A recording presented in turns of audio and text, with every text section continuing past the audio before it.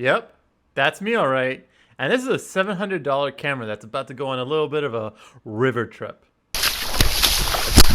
Hey guys, haven't posted a video in a month, Rev here, and today I got something very special. You see, I seem to go through a lot of cameras, either by getting shot at by my own teammates, getting a little wet, or just straight up overheating. So you can see why I moved from doing regular gameplay to making quality Airsoft reviews. So what am I reviewing today? Well, it's actually a pretty amazing camera, to put it short. And in my opinion, the best one. So much so, I'm giving one of these away. MaroMX sent me one of these, and I'm gonna give one of these away to one of my subscribers. Yes! This $800 camera can be yours for the price of free. Just make sure you subscribe to my channel, like, and comment on this video. Let me know what you want me to review next, whether it's an airsoft gun or some other products. Starting with the unboxing. Inside you get a camera, the dock, USB, and mounting devices for the camera. I've attached mine as a selfie camera, but you can also point it the other way as well. The camera itself is made out of polymer, but with rubberized pieces that cover the internal ports.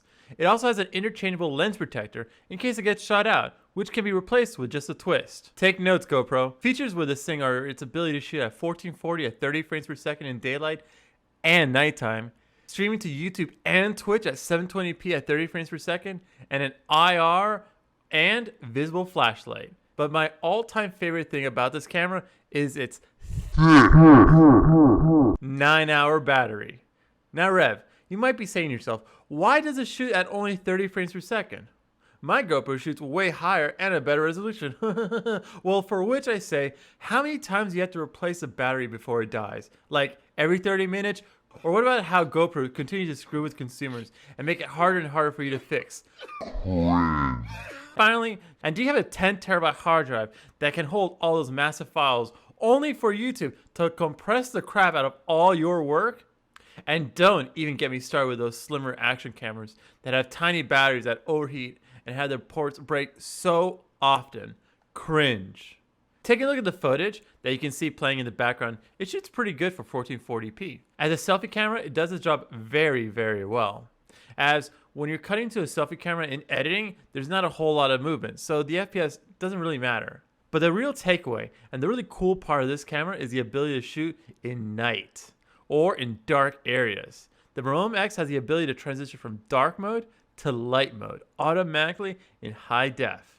It accomplishes this by emitting an IR light that is not visible to your naked eye, but can be picked up by the camera. It does a very good job in close confined areas so that light can reflect off the walls, but it suffers just a little bit when you go into these wide open areas where there's not a whole lot of light. Well, hello guys, how are you guys doing today? Good, how's it going? How's it going? Yeah, good night game, all this stuff is good, right? Yeah. Oh yeah, everything's going great. Alright, what team are you guys on? Red, duh.